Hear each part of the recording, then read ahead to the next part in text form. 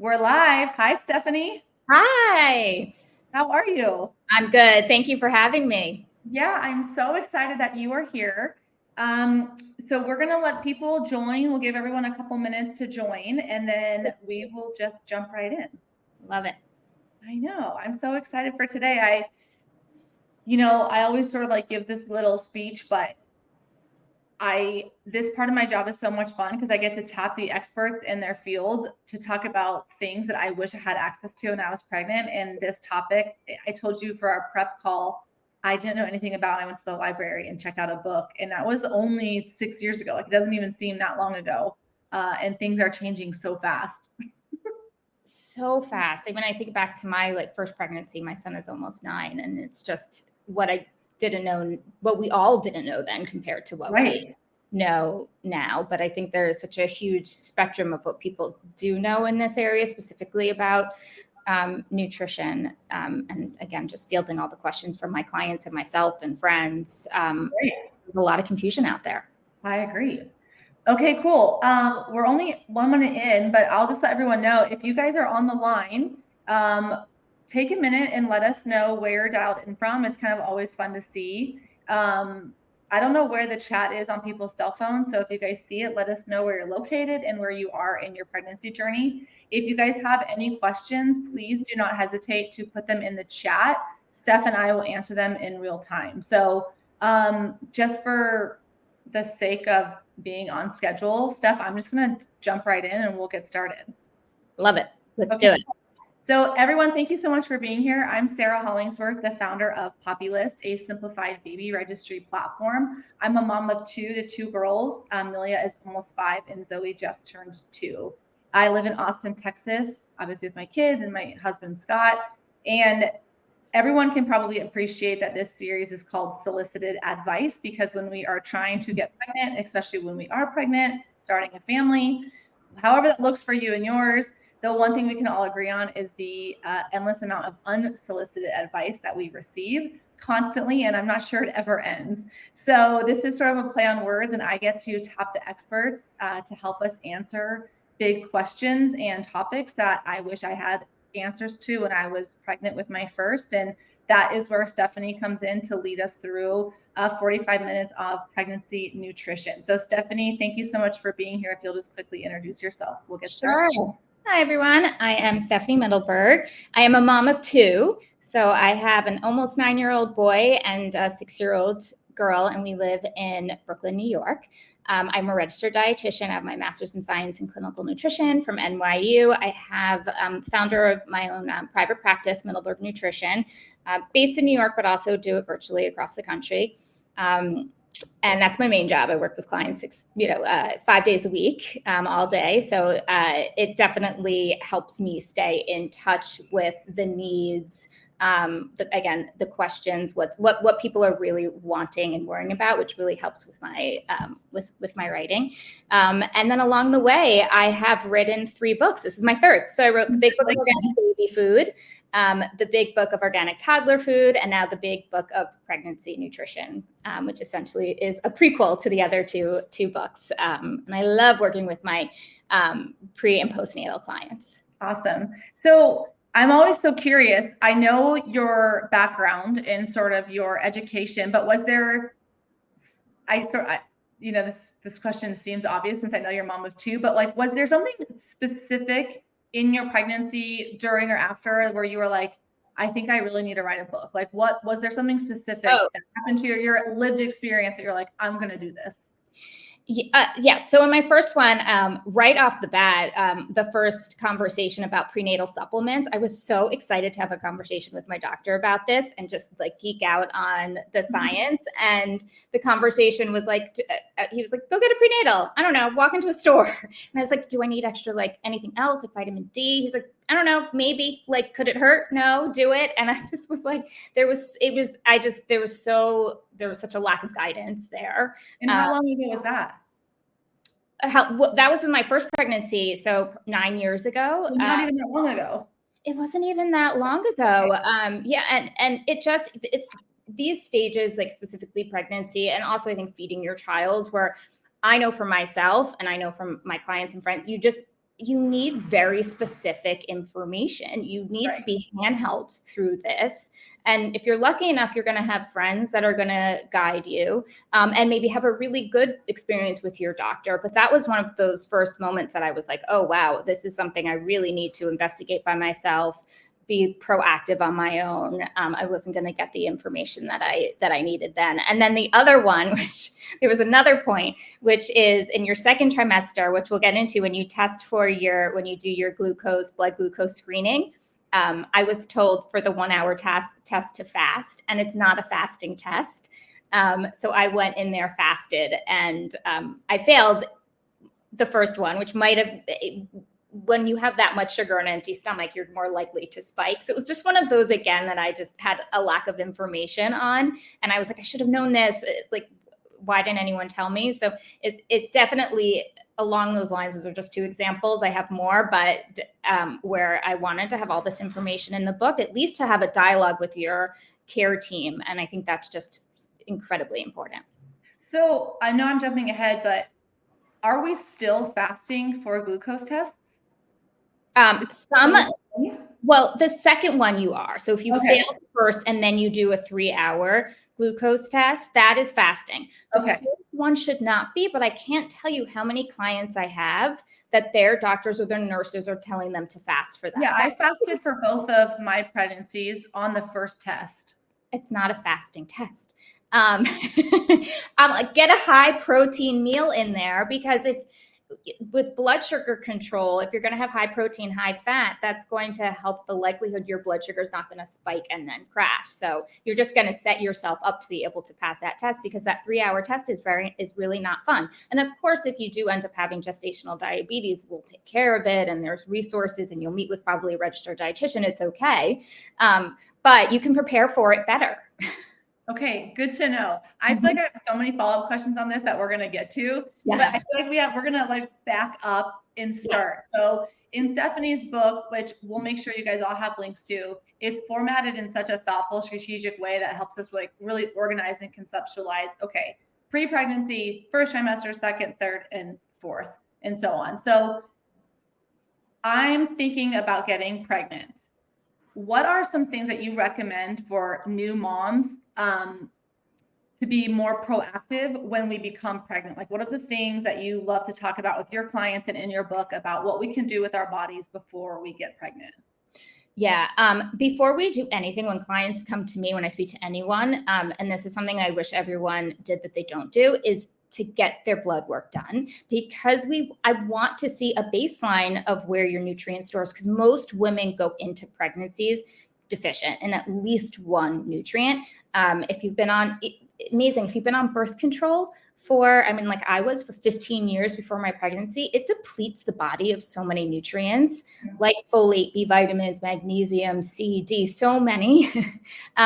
If you've had acid reflux and been on medication for that, antibiotics, if you've had heavy periods, there's just so many areas along the lines that we and go into it with deficiencies that we don't know about. And of course, in pregnancies, our needs are so much higher. So my goal is I want to build up your stores and fortify you so that you can have a healthy pregnancy and postpartum experience, because so much of those, oftentimes in postpartum, what we're seeing, depression can manifest as nutrient deficiencies. So we want to get ahead of the game there. So specific blood works, just to dive into what I'd like to see.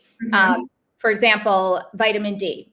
Most prenatals don't have enough. They might have 600 IUs, which is the RDA. Some of the newer, there's a bunch that have 2,000, but I would say for most women, you're going to need at least 2,000 to 5,000 IUs a day. And I'd like to see where your levels are, so we know how to supplement you accordingly if you are going to need more than your prenatal is giving you. That, and then you can retest midway through your pregnancy to see where you are, because I see a lot of women dip in their pregnancy because your needs are so much higher. So I feel like that, and that is for vitamin D, right? That is like for mom, immune support, mood. Obviously for the baby, it's about like your skeletal development, bone absorption, teeth. Like there's just a lot that's really critical there for vitamin D. Iron is another one. Yep.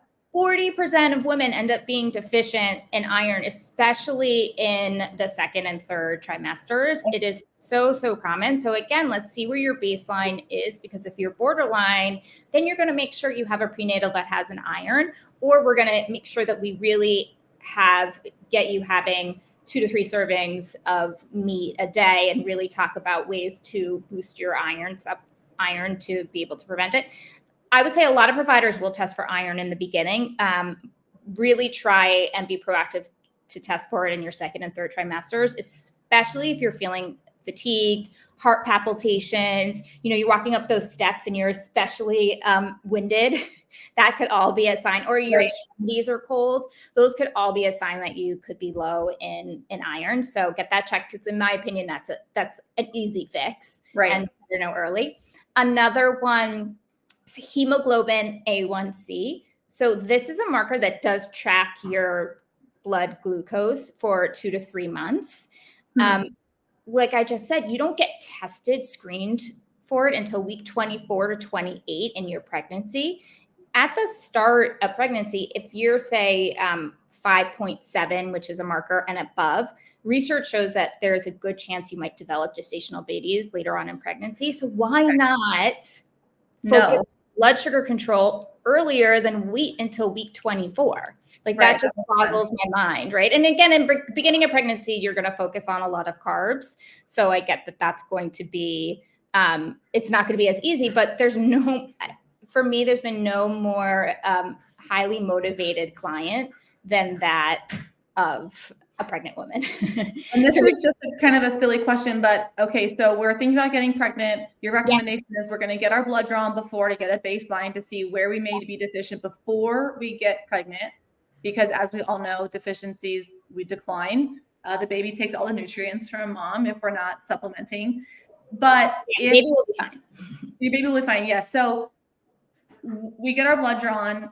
What if we haven't had an appointment with our OB yet? Are we taking those results to like our primary care physician, our OB? Like what are the next steps if someone just doesn't really have sort of like you have to be proactive, and you can talk to your OB about it. Again, if you're all across the spectrum, right? So if you're you can say, I'd like to get these. You need a doctor to put in the lab work for you. Again, whether you get it at like a independent, like a Quest Labs or something along those lines. But maybe they'll test it in their office. So your primary care can do it, or your OB can do it. Okay, sounds good. We have a question. What are the most common myths out there that moms need to be sure not to listen to? Are there myths, like preconception myths, since we're on that stage? Preconception myths. Like any myths? Or first semester? I'm just trying to think of those myths that I feel like could be so many myths that I'm just not thinking of. Well, I think the myth is we have to fast for the glucose test. That's a misinformation. Misinformation, yeah, that's true. Yeah. I'm trying to think of a myth. For me, that's a hard one to answer, because I think I'm trying to think of what people get women get really nervous about in those first trimesters. I got really nervous about like continuing. You just read so many scary things. That you don't know what's true and what's not, especially with like how quick information spreads on social. So like I was so afraid about exercising, even like long walks. Like I was so scared about like moving my body when I first found out I was pregnant. Like that was so silly, because that's probably so important to keep my heart rate pumping and my blood, everything. So like exercise is a big one. Same. I was told not to by a professional not to jump up and down when I was pregnant. And then I had 100 people otherwise say that's not the case. Jump. It's fine. Yes. So the importance of blood work. Okay. So that's really interesting, and something I've never, ever heard anyone recommend, but it makes so much sense. So I'm so thankful you shared that. So thank you. Okay. We've got our baseline. We know where we're deficient or not. And now we're expecting and moving into the first trimester. One of the things that your book talks about is supplementing your supplements. Can you share more about what that means? Yes. Okay. You have your blood work, you're supplementing, but your prenatal, I mean, I also think it's a wild, wild west out there. There's so many out there. And I think it can be tough to choose from, but in addition, because there's prenatals, I will say this, there's a lot of prenatals now that have like 6 to 8 pills a day. And that might not be for everyone, but typically they do have more of the higher concentrations of the vitamins and minerals that you are going to need. There's some that have 2 that are also very, very good. But there's a reason why for those 8 for a lot of the supplements, but there's also liquid forms that are highly absorbable if you can't get down pills. And there's also powder forms that work really well. I don't love gummies as much, but just because it's more sugar and it's not as bioavailable. However, still better than nothing. So if you need to go that route, that's 100% fine. In addition to your prenatal, there's ones that you might need more of one more additional. I talked about the vitamin D. So a lot of my clients and women I recommend, they might need an additional 2,000 I use depending on what's in their prenatal for them. Magnesium is another one. So magnesium is like a super mineral. I love it so much.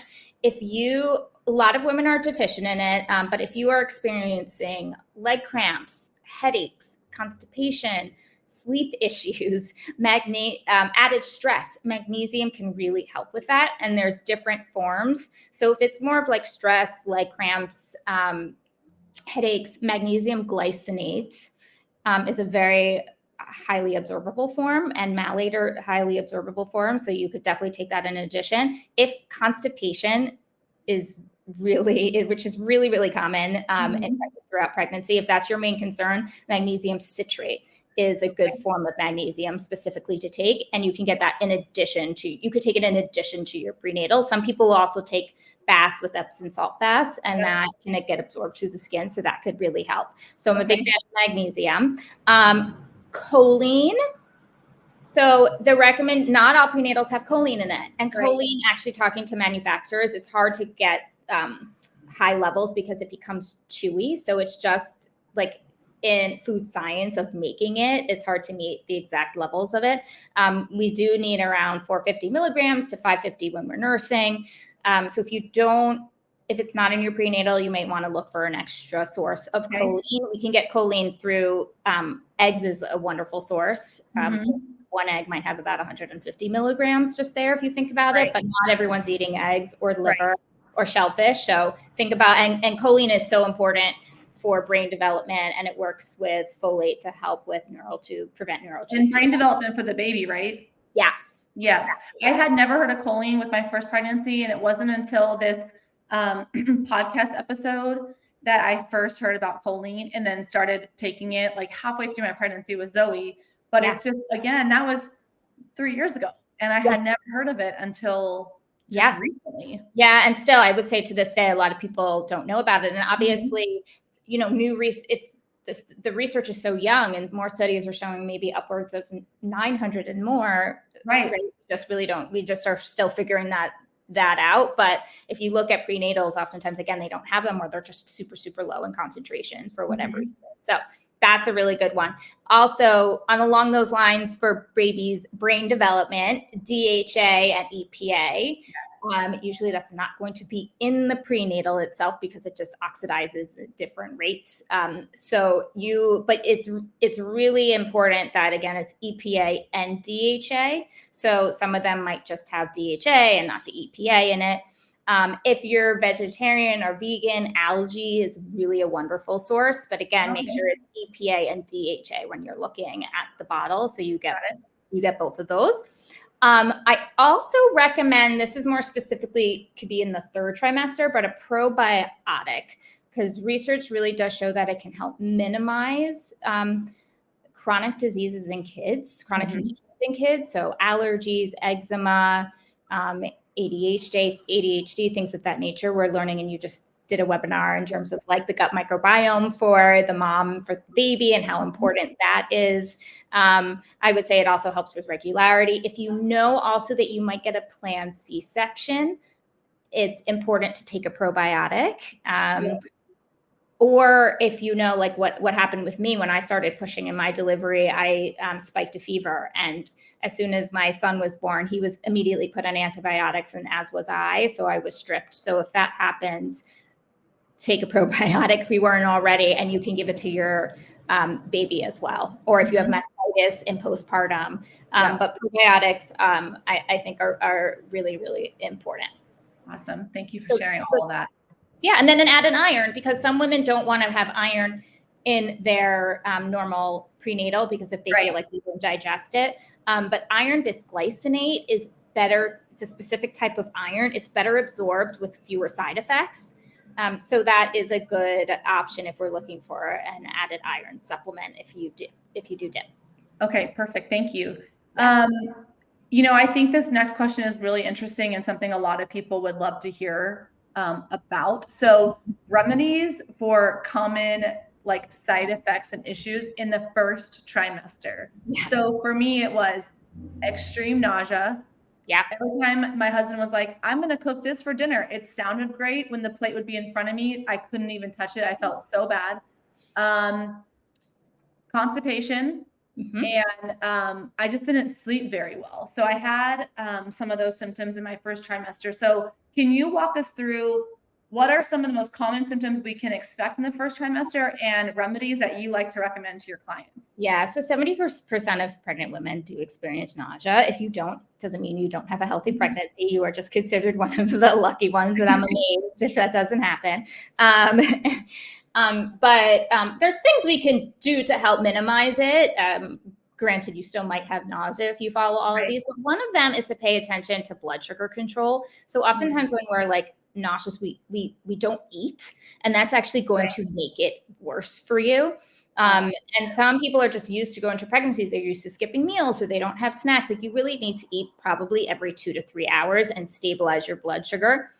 If you can include a little protein too, that is going to take you far, especially at night for the morning nausea. So like at night, if you can ever put like a little yogurt or cottage cheese or a few bites of chicken, or nuts or something along those lines, that really will help in the morning, because in the morning we really dip. Our blood sugar really dips. And so that's very common to just like be nauseous in the morning there. And especially in the morning because it's dipping and we just eat carbs, usually crackers, dry cereal, bread, whatever it is to get us through. We're just going, without the protein, we're going to dip. We're going to get like a spike and dip even more. So it's just the emphasis, try when you can, even if it's a few bites, to get in protein and eat consistently throughout the day, and try and have some protein with those snacks for you as well. First time I've ever heard that if I don't eat, it makes the nausea worse. So now I know, and I can share that with other people. Yes. And another thing is, for a lot of women, nausea manifests as acid reflux. So we're like, I'm nauseous, I'm going to have carbonated beverages or ginger ale. And just notice if that's making you worse, because the bubbles it might be acid reflux, which is a symptom of nausea. So you might want to cut out the bubbles, the red sauce, the chocolate, the garlic and onions, the citrus. So just see if it actually, sometimes we don't actually feel heartburn. We just feel nauseous. So I would say just pay attention to that to make sure it's just not acid reflux and you're not making it worse. Okay. That's one. Ginger is great. So get the ginger chews, get the lollipops, in any form you feel like you can get it down, I think would be immensely helpful. B6 is often a helpful supplement to take. So I would say you could take 250 milligrams, and some people go up to 400. That could help with the nausea. There are some anti-nausea wristbands that people find helpful, but also sour foods can be really, really helpful. So a lot of people, like a lemon, just even sniffing it or like licking it or sucking on it, it can help with their nausea a lot. Cold foods. So I lived off of, like, I joke in my book that like my husband was feeding me frozen grapes, but he really was. He wasn't feeding me. But frozen grapes, frozen cherries, ice pops, that really, really did help with some of the nausea. Mini meals throughout the day, that was important.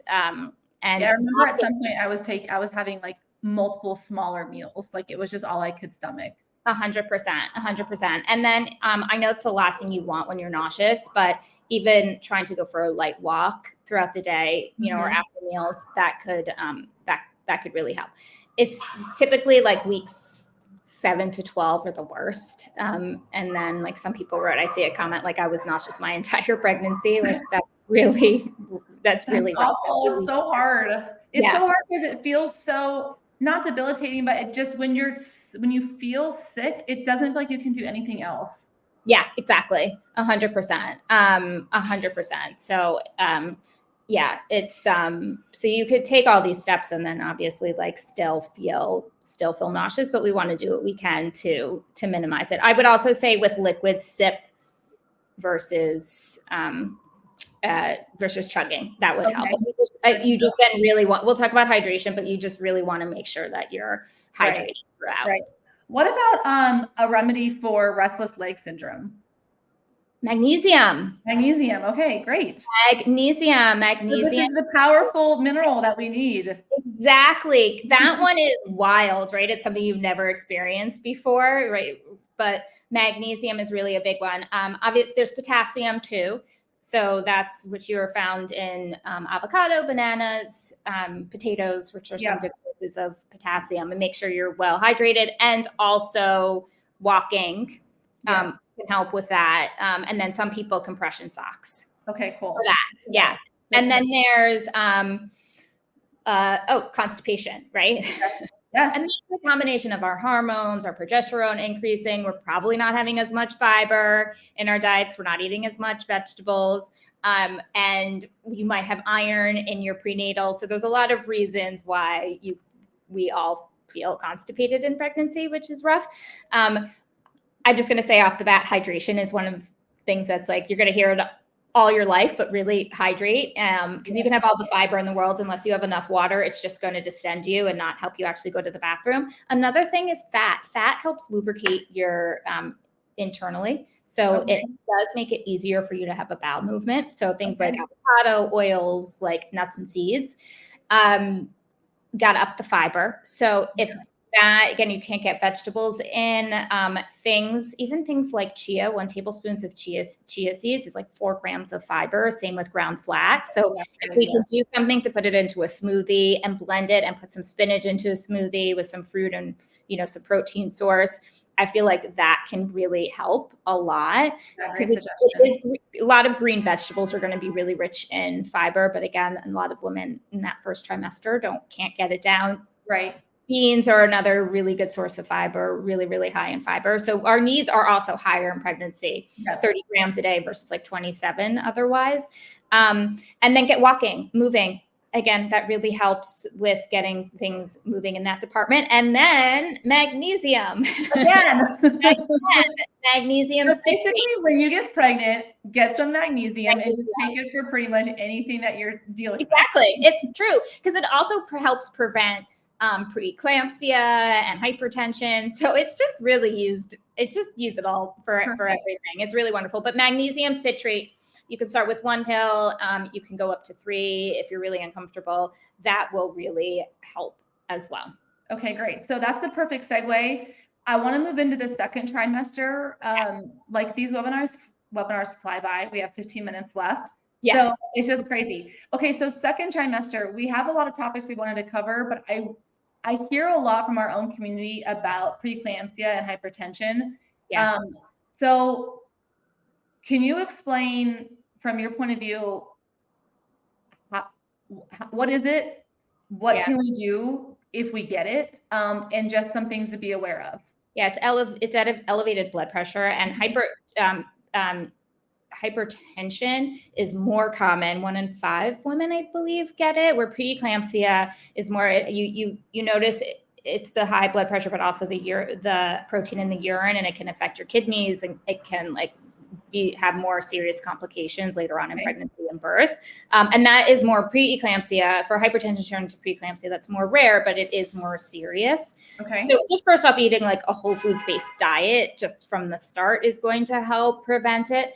Oddly enough, getting enough protein in your diet is going to be really important. So when we talk about protein, we want in pregnancy, in the first few trimesters, 75 grams of protein a day, and then last trimester 100 grams. So again, one of the reasons is to help prevent that.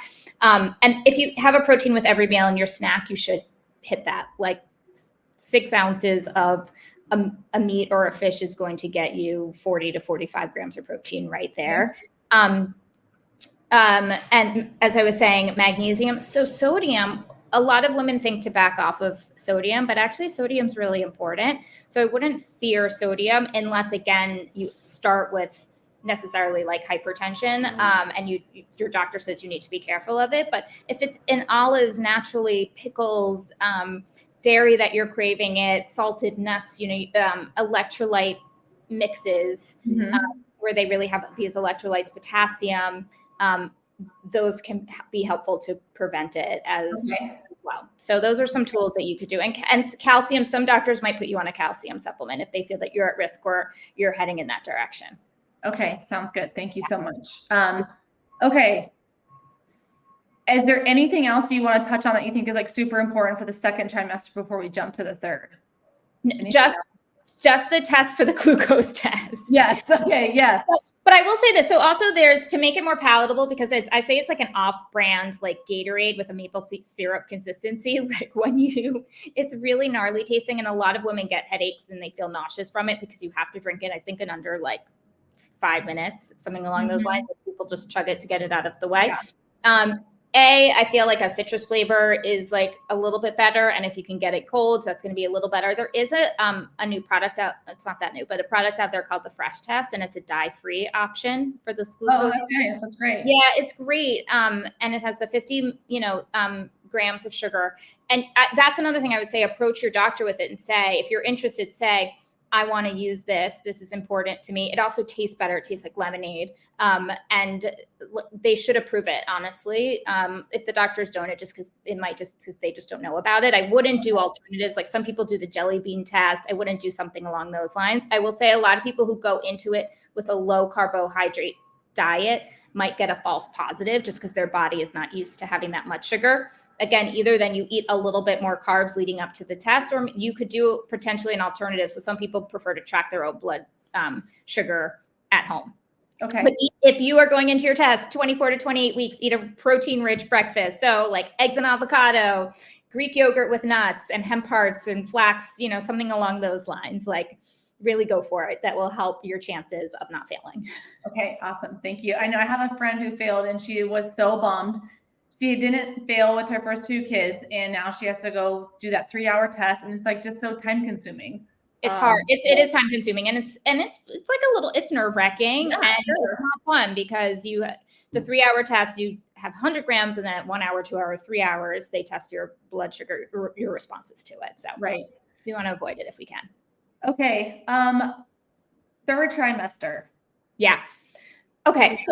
Third trimester, one of the 2 things just in terms of needs, I think just to put on repeat, protein increases. And again, think about protein is repair and recovery for everything that you're just going to go through in terms of your labor. So that's important. And iron too, because you're going to lose a lot of iron during it's almost like 9 months of periods coming out at once, essentially. So make sure, and liver, not organ meat, not for everyone, but that is an amazing source of iron. Red meat, at least 2 to 3 times a week. Add vitamin C, like tomato sauce to your meat, or have some berries with your meat sauce or some peppers, something along those lines. Cook in a cast iron skillet. That really helps with the absorption of actually iron. So you can put that on your registry. I had no idea. Yes. I love that. A cast iron skillet on your baby registry. Okay, got it. Thank you. Yes. You're welcome. It really does help with the absorption. So it's and once you use it, you're like, ooh, everything is super flavorful. I like doing this. And also it's non-toxic. So we like it all around. So those are some things in the third trimester, but also start to think about some foods that you are going to think, what is your meals going to look like? What is your feeding going to look like? I think just being aware that going into your 4th trimester is a time where you're going to be more hungry than ever before in your life. Yeah. So for a lot of people, are you cooking things in advance? Just are you setting up? Are you creating a list of like the meal deliveries like, restaurants that you like? People really want to help. So again, if that's something that family, friends, they could provide food for you, I would feel like, or I put money in instead of, there's probably not, you don't need another onesie or a big stuffy. Like if they could put money in a meal delivery service, that would be helpful. Start to think about that. And also think about your third trimester, what you're going to, hydration is really important, what you're going to bring to the hospital. Because I think that's another area for me. I was induced and then they were like, no more food. And you're essentially going through a marathon, like living off of like ice chips and Jello. And that's not going to cut it. So I'd say you could bring bone broth. I have a labor aid, which essentially is an electrolyte, or bring electrolyte mix to really help you through. I don't think it's necessary for everyone. They tell you, a lot of women in hospitals, it just really depends on the policy. They don't like you to eat in case there's going to be an emergency surgery that you're going to need to be put under anesthesia. So they get nervous about it. I think the jury's still out. I think you need to eat. Dates is great. I love honey sticks. Energy bites, sort of like a peanut butter or jelly sandwich. I have in my book a whole list of things that you can consider bringing just to help to support you during this time. Yeah, I love your suggestion about the labor aid. I made that for both of my pregnancies, and I am convinced that had I not had that drink in the hospital room with me, sipping it throughout my entire labor, there's just no way I would have been able to push for 90 minutes straight. I still can't wrap my head around the fact that we're told not to eat anything. And then I was afraid to tell them what was in my cup, bone broth and this labor aid, because I was afraid they were going to say, no, you can only have water. But I don't think I would have been able to do what I did had I not had some type of sustenance in my body. 100%. And I think, that probably does affect women. After all, they're just like, I'm done. I can't push anymore, which could lead to a C-section. Another thing I will say is dates. So foods that can induce labor, dates, there's really science behind this, and just anecdotally, it can be effective. So I think the science says it could shorten labor by 9 minutes, which is still take it. So 2 to 3 dates or upwards of 6 dates. Put nut butter in it, put goat cheese in it, put it in your smoothies, make energy bites. But in your every time I meet someone in their third trimester, I'm like, start eating those dates. Okay, good to know. Dates and magnesium. Yeah. Pretty much. You're good. You're good. And all of the suggestions are in your book, right? All the things that you talked about. Okay. Yes. Awesome. That's everything. Great. So we're in labor. We're only a couple days from going home. Yes. What do these conversations look like with your clients and in your book about preparing for sort of like our postpartum healing and recovery, either at the hospital or at home? And again, that's so important because so many women forget that it's all about the baby. Suddenly the baby's born, right? And they forget about them. Everyone forgets about them. They forget about themselves. So again, right away, it's to think about replenishing the iron and your hydration and your protein, and vitamin C is also very, very, very important. But there is a lot of data that shows that iron deficiency in postpartum, again, really, and iodine deficiency. And you can get iodine through like seaweed, but also through dairy is a really good source. That can lead to postpartum depression. Among other things, of course, but it's something to really pay attention to. Again, I want you to have a healthy postpartum experience, also knowing that you will be starving. So it's hunger like you've never experienced before. Remember, it shocks everyone. So if you can nip it in the bud in breakfast, that is my recommendation. So if you in pregnancy or before just had a smoothie or just had, say, like avocado toast, combine them. Have a smoothie with avocado toast and an egg. Like, it's hard to catch up to that hunger in postpartum once you don't replenish it right away. And you might not have the time, right? Like, you're trying to feed the baby, you're pumping or whatever is going on. There's a lot going on. So I just really try and get a big breakfast in, more than you ever think would be possible. It's essentially 2 breakfasts. So that's one of the things that's very important. I think some of the best meals I ever had in my life were the first ones I had after delivering my kids. I had a so hungry, so tired, so depleted, so craving just like a burger, like something. Yes, exactly. It's something high in protein. And I say, go for it, go for what. And in the beginning, don't worry about being on a schedule so much with your eating. Just eat when you're hungry. Let you fortify that. I think later on, as you want to get into more of your scheduled like eating time, that can happen later on. But in the beginning, definitely listen to your hunger cues, because I think there's no other time in pregnancy and postpartum that you're as in tune to your body. We have a few questions that I want to ask quickly, but one of the things that I think would be, I would love to hear from you, and I know our community would too, but what are some of like your biggest insights that you can share with us from working? I know you see like 6 to 8 clients a day, I think. Yeah. So what are some of like the biggest insights you can share, like your aha moments, or just things that you just like really love sharing with the people that you work with? Just about pregnancy in general? Yeah, in general. Yes. Yeah.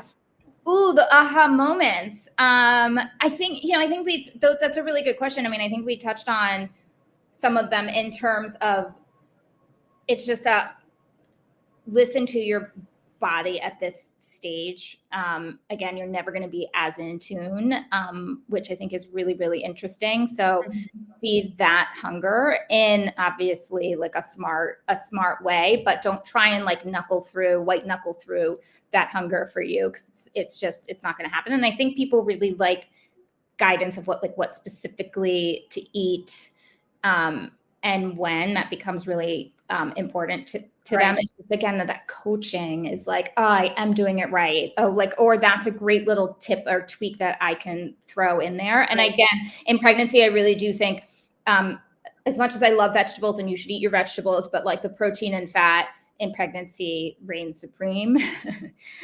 Just of trying just to remember to get that in, I think is really important. And then even at your postpartum checkup, I would ask to get your blood work done again. I want to see where your iron is, your vitamin D. Get your thyroid tested, because a lot, again, of postpartum experiences comes from like a depleted thyroid. So especially your, postpartum hair loss, we all look, but by 6 months, it should be coming back. And if you feel like it doesn't, and you're especially also fatigued and some other things happening, go get your thyroid checked, because there could be some other complications. That's a great reminder. Thank you.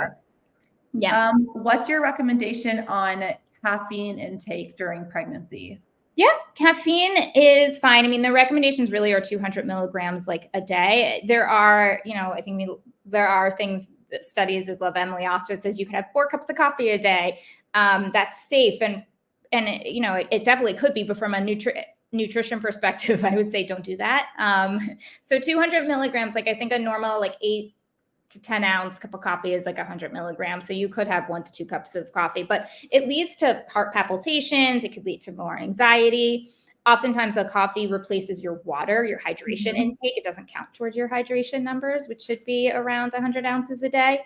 And then also with the coffee, what I find, what comes up must come down. So you're going to get a crash. And then what are you looking for as an upper, which is either going to be more caffeine or sugar or carbs. So I would say try and keep to 1 to 2 just to help also reduce some mood issues and keep a blood sugar control, but totally fine to have it if you can. Okay. Yeah. That's great perspective and insight. Thank you. Yeah. Another quick question. What if I have a lot of postpartum bleeding? Are there any foods that could help that? Bone broth. I love it. All right. I love a bone broth. So it is so rich in iron and calcium and magnesium, so many vitamins and minerals there. And it's something that's so easy. It's like, it's warm. And I think the body really responds to warmth after postpartum. And it's something you can cook rice in it. You could cook quinoa in it. You could use it as a base for soups and stews. Stews, are really important. So as well. But I think you could just sip on it as tea at any point. And I would encourage it to be a grass-fed form. You don't have to make your own bone broth. You can go to your local grocery store and see what's in the freezer, what's there for you. Also rich in collagen, and really helpful for recovery. So and then focusing on really iron-rich nutrient stews. I love a good bone broth. Again, this is like, to your point, you wanted a burger, you wanted some meat sauce or a good steak. If you need red meat at this stage every day, that's going to be important. And I would say if it's above and beyond bleeding, go talk to your doctor, obviously, just to make sure that everything's okay. But let's focus in. And then with the iron, the vitamin C rich foods will help with the absorption of that. And a lot of rest, you're going to be really depleted. Okay. Thank you. I'm thinking about something that you said earlier in our discussion, like why iron and other nutrients are so important during your pregnancy, because when we give birth, it's like we're bleeding almost 9 months worth of a period. And when you say it like that, it's like, wow, that makes so much sense. And it obviously, I believe you, and it is true. I experienced it twice, but like, it's just remarkable how much we lose. The baby takes all of our nutrients while we're pregnant. So obviously your point on supplementing with the supplements is so critical. But then even during our delivery, C-section or vaginally, I mean, my gosh, our bodies go through so much, and it's easy to forget about our needs. And I'm so appreciative of everything you share, just to remind us, like, hey, we cannot forget about us, the moms, and our bodies and what we also need. Yeah, I break up into the book because like we said, the baby is going to take from your stores. So the baby will be okay. It's the moms, that we got to pay attention to. So in the beginning of the book, I have a nutrient chart. I just like, how do I best get this all in one? And it's nutrients why they're important for mama and why they're important for baby, because there's differences. And again, we have to take care of us, especially if we're going to have more kids, especially as we get older and we think about Alzheimer's, our bone density, our immune system, our gut health. Like, there's a lot right now to take care of for future health. Right. Okay, we are at time, but I always love to ask this question at the end. I don't give people time to prepare their answer, but it's not scary. What is one thing you hope people take away from our 45 minutes together? Like, if they hear one thing, what is it that you want them to leave with? Well, it's funny because I think we're like, get your blood work done. It helps you be a more, I do think that's really important, because you can just, knowledge is power, right? I think you just need to be proactive about asking that.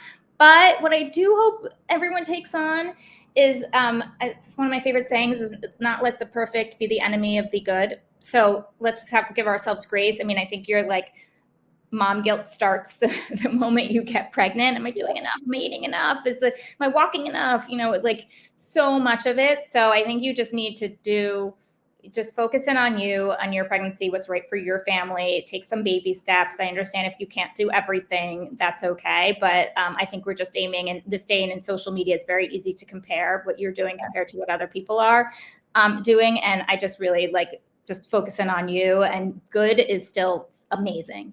Yes, absolutely. Good is great. Yeah. Awesome. All right, Stephanie, thank you so much for your time. It was really an honor to have you here with us. And for those of you that are still with us right now, you can get Stephanie's book, The Big Book of Pregnancy Nutrition, on Amazon. I've linked it in the pin at the top of the chat. I will also send it in the post-webinar email, so make sure you are on the lookout for that. It'll include all the resources we discussed, plus a link to the recording, which is always available for you anytime you need it. So Stephanie, thank you so much, and I hope everyone has a great weekend. Thank you so much. This was a lot of fun. Bye. Bye.